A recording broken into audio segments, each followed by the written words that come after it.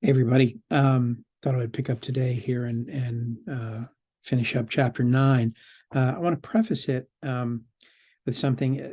Those of you in the Messianic congregations, this part of the chapter may not have much meaning to you. This really kind of section speaks to probably more so those of us in the West or the U.S. specifically. Uh, um, and it's referring to the both open assault on us, but and later on in the chapter it talks about um, the idea of the religious spirit. Religious spirit. It's talking about uh, religious elitism or Pharisaical uh, religion, and how Satan uses the religious elite and spiritual leaders to attack us and assault us uh, through guilt and things of that nature. So when you listen to it from that perspective that it probably speaks more to me than it might to you. But anyway, here we go. I'm going to finish it up. It's just a couple of pages left in chapter 9. So here we go. Stephen came to us because he was at the end of his rope. I liked him right away.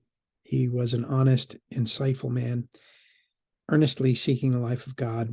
And at one time, he had been a live and passionate friend of Jesus. He wrote music, led worship in his church. He had a Bible study in his home. Many people received specific words of encouragement and guidance from God through Stephen, and he shared his faith with everyone. He walked with God, but that was long ago. It had been years since he'd been able to write any music. Worship as was as dead as your great grandmother. He couldn't pray. He couldn't read the Bible. Couldn't hear from God. This man had been taken out. During the first few years of his ordeal, Stephen sought the streams he knew to seek, asked his pastor for counseling, tried his best to push through with discipline and prayer, went to conferences, tried to hear from God. Nothing. He thought maybe it was the whole silence of God thing. Thought if he just waited it out, it might lift, but it didn't. No, it sat there like a great weight upon his spirit, a stone someone had rolled over his heart. After 5 years, he'd almost given up. Thank God he turned to the stream of warfare. As Stephen told me his story, this is what emerged. In his younger years as a boy, he had taken some serious wounds of rejection. The first one coming at the age of 3 from his father. The result was a vow never to let anyone hurt him again. He did, however, keep his heart open to his mother, from whom he received mercy and kindness. They were friends. She was the only relational connection he had. Stephen came to Christ as a young man shortly after his mother grew very ill. He prayed and prayed she wouldn't die. You know what's coming. She died, understandably. A sense of betrayal and abandonment rode in on the wings of that pain. But he hung in there with his faith. He tried to reach out again and trust others, especially men. He knew he needed to have that place in his heart healed, and he barely sought to enter into a few deep relationships with men he trusted and respected. There were 3 of them. 2 he considered mentors, 1 a close friend. Both mentors ended up having affairs, one of them with a woman in Stephen's home group. The wounds pierced deeply. What would you suppose came with them? Yep, betrayal and abandonment. He sought direction from his pastor over one of those affairs. Since the woman was in his fellowship, Stephen felt a burden to at least confront the 2. His pastor wounded him again, suggesting that Stephen was prideful and arrogant and was making up part of the story. More betrayal, more abandonment. The enemy will arrange to have others do to you what he's doing to you. If we could have seen what happened in the spiritual realm, I think we would have seen some foul spirit at work right from the beginning. Paul warns us in Ephesians, do not let the sun go down while you're still angry, and do not give the devil a foothold. Ephesians 4:26. Paul is writing to Christians here. He makes it clear that a believer can have a stronghold of Satan in his life. It's not just your anger. It can happen through all sorts of issues. The devil will try to use your wounds and unresolved emotional issues to pin down your heart under a spiritual stronghold. The wounds we take are not accidental. It was no doubt at Satan's aggression that Stephen made the first vow never to let anyone in. Clearly, he seized the opportunity of the death of Stephen's mom to bring in all those feelings and thoughts of betrayal and abandonment. No, it was Stephen who made the agreements with the enemy. People make choices, and they're responsible before God for those choices. But through those agreements, the evil one secured a beachhead. That's like in a war where there's an amphibious assault and craft come to the beach and let down their gates and soldiers charge out. You know what that is. You've seen it in the movies. A foothold, in Paul's words. Then waited for an opportunity to take even greater dominion. In Stephen's case, the unresolved hurt and betrayal were there, and the addition of the affairs was just what the enemy needed. No doubt he had some hand in those as well. The bronze gates over Stephen's heart, now a treasure. The bronze gates closed over Stephen's heart, now a treasure hidden in darkness.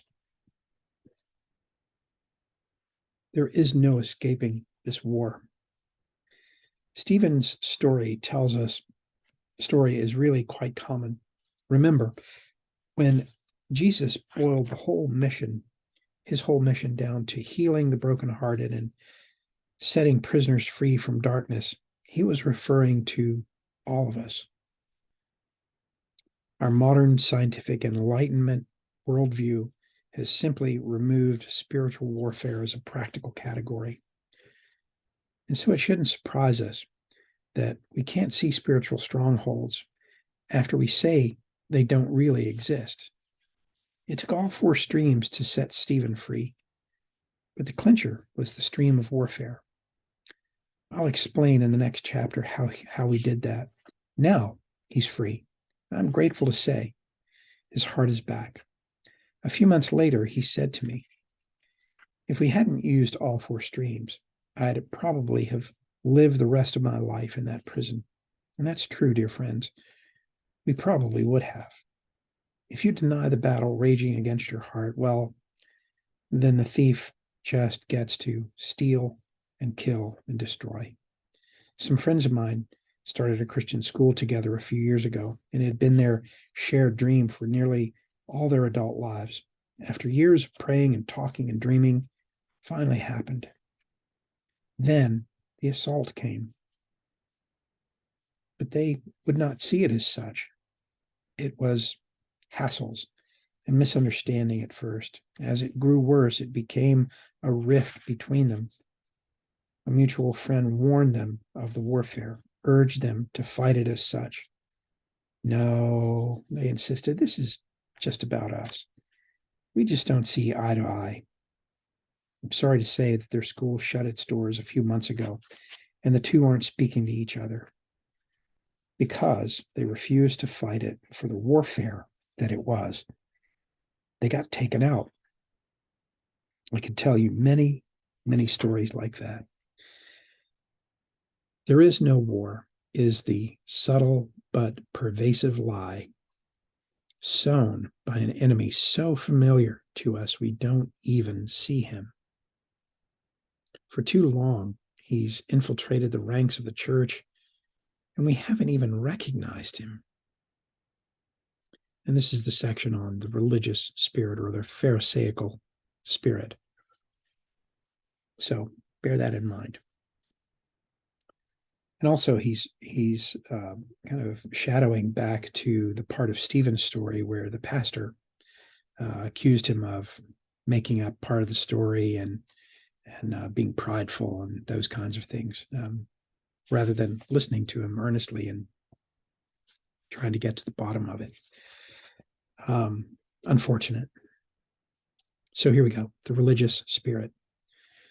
I was reading the prophet Jeremiah a few weeks ago when I ran across a passage that referred to God as the Lord Almighty. To be honest, it didn't resonate. There's something too religious about that phrase. It sounds churchy, sanctimonious, the Lord Almighty. It sounds like something your grandmother would say when you come into the kitchen covered in mud. I found myself curious about the actual phrase, what the actual phrase means in Hebrew. I hope maybe some of you guys who speak Hebrew can verify this. Might we have lost something in the translation? So I turned to the front of the version I was using for an explanation. Here's what the editors said. Because for most readers today, the phrases, the Lord of hosts and the God of hosts, have little meaning. This version renders them as the Lord Almighty and God Almighty. These renderings convey the same sense of the Hebrew, namely, He who is sovereign over all the hosts or powers in heaven and on earth, especially over the hosts or armies of Israel. Wait, no, they don't. They don't even come close. The Hebrew means the God of angel armies, the God of the armies who fight for his people, the God who is at war. Does Lord Almighty convey God who is at war? Not to me, it doesn't. Not to anyone I've asked. It sounds like the God who is up there but still in charge, powerful, in control. The God of angel armies, however, sounds like the one who would roll up his sleeves, take up a sword and shield to break down the gates of bronze and cut through bars of iron to rescue me. Compare these two phrases. Joe is a good man who is in control versus Joe is a Navy SEAL or special operations in the military. Changes the way you think about Joe and what he's up to. Why don't most readers today understand about the God of angel armies? Could it be because we have abandoned a warfare worldview? Who sold us that crock of sanctimonious puff and fluff? For that matter, who's kept the new covenant so effectively under wraps that most Christians still believe their hearts are evil? It happened again just the other night. A leader in their church told friends of mine in a very direct way, the heart is desperately wicked. Dear God, they hold on to that lie as a core doctrine of their faith. To say your heart is good still sounds like heresy to them. Whose PR campaign made that so effective? Let me ask you another question. Who did Jesus tangle with more than any other group or type of person? Who started the rumors about him to try to discredit his ministry. Who kept trying to put him on the spot with their loaded questions. And when it became clear that they couldn't shame or intimidate him back into place, where did the open opposition to Christ come from? Who paid Judas the 30 pieces of silver? Who got the crowd to yell for Barabbas when Pilate was ready to let Jesus go? Religion and its defenders have always been the most insidious enemy of the true faith, precisely because they are not glaring opponents. They are imposters. Let me read that again. Religion and its defenders have always been the most insidious enemy of the true faith, precisely because they are not glaring opponents. They are imposters. A raving pagan is easier to dismiss than an elder in your church. Before Jesus came along, the Pharisees ran the show. Everybody took what they said as gospel, even though it didn't sound like good news at all. But we wrestle not against flesh and blood. The Pharisees and their brethren down through the ages have merely acted unknowingly, for the most part, as puppets, the mouthpiece of the enemy. And again, who he's referring to here are typically what we find in Western Protestant churches, possibly even Catholicism. Satan can leverage church leaders to discourage, dissuade, even crush followers in, crazy sanctimonious things. So Satan realized he couldn't stop the church. No, he tried. He arranged to have Jesus killed as a babe, Matthew 2. He tried to seduce him as a man. He tried to marginalize his message by having the religious establishment discredit him. Finally, he had him crucified, but it backfired badly. Then he tried to stop the young church through intimidation and through death, having most of them killed. It also backfired. So he turned to a backup plan. If you can't beat them, join them. Satan infiltrated their ranks dressed as an angel of light. Galatians 1, verse 8. Then slowly brings a veil over all that is good and beautiful and true. He takes them captive through their own religion. He veils the truth. Where are the four streams? The religious spirit has turned discipleship into a soul-killing exercise of principles. Most folks don't even know that they can walk with God, hear his voice. The religious spirit has stigmatized counseling as a profession for sick patients, and so the wounds of their hearts never get healed. He's taken healing away from us almost entirely so that we sit in pews or benches as broken people, feeling guilty because we can't live the life we're supposed to live. And he takes warfare and he mocks it, stigmatizes it as well, so that most of the church knows almost nothing about how to break strongholds, set captives free. Finally, the religious spirit makes it next to impossible for a person to break free by spreading the lie that there is no war.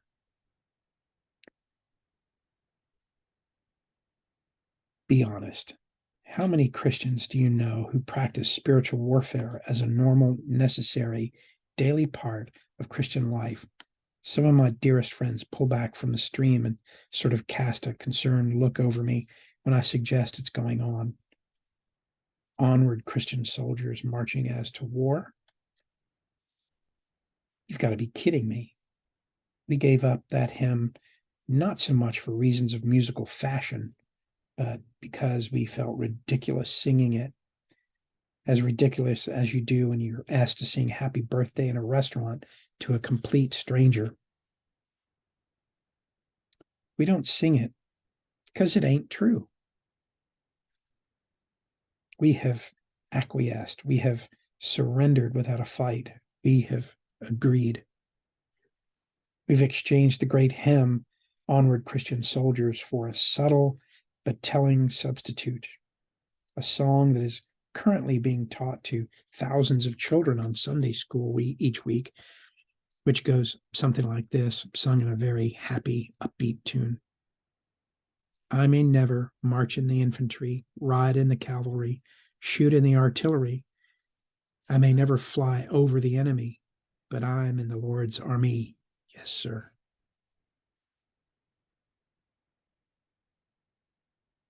There is no battle. There is no war, and there is no enemy, and your life is not at stake, and you are not desperately needed in this very hour. But you're in the Lord's army. Yes, sir.